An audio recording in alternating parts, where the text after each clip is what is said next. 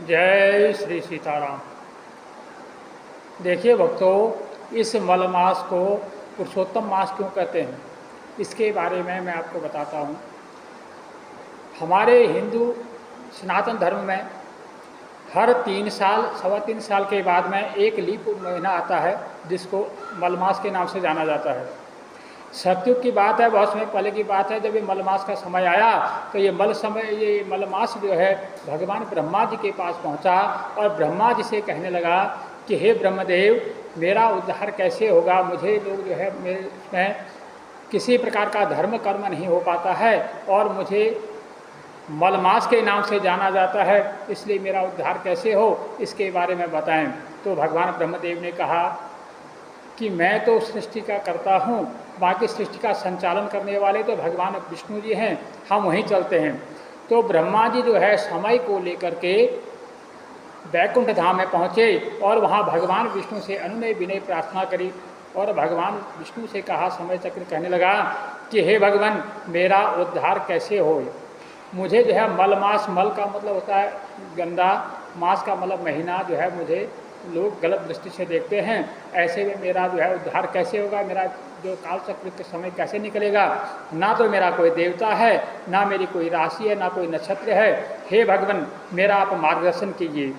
तो भगवान वैकुंठ धाम, भगवान विष्णुपति जो दयावान है, दयावान भगवान कहते हैं कि हे समय चक्र, मैं तुझको आज के बाद अपना नाम देता हूँ। भगवान नारायण का पुरुषोत्तम नाम है, जो भगवान पुरुषोत्तम, मर्यादा पुरुषोत्तम श्री राम भी कहलाते हैं। तो वही पुरुषोत्तम नाम जो है भगवान विष्णु ने समय चक्र को दिया।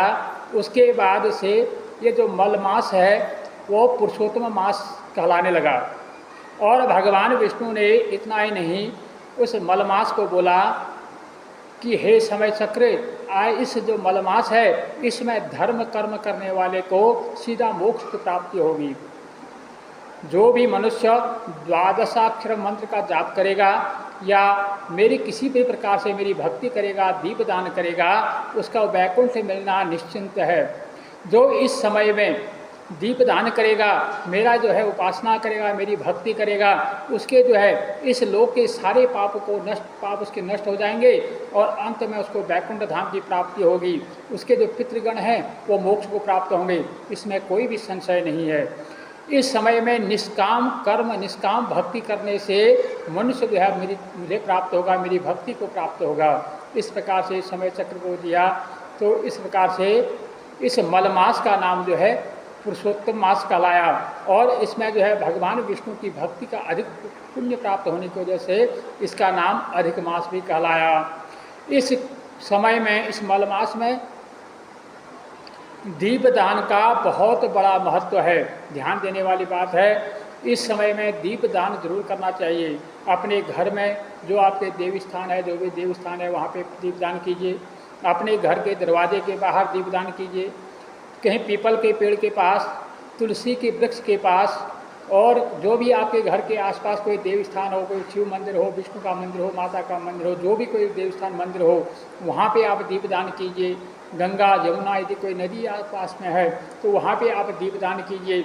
इस प्रकार से भगवान विष्णु जो है, वैसे कार्तिक के महीने में दीपदान का बहुत बड़ा महत्व होता है, लेकिन उससे भी कई गुना ज़्यादा फल इस अधिक मास में दीपदान करने का होता है।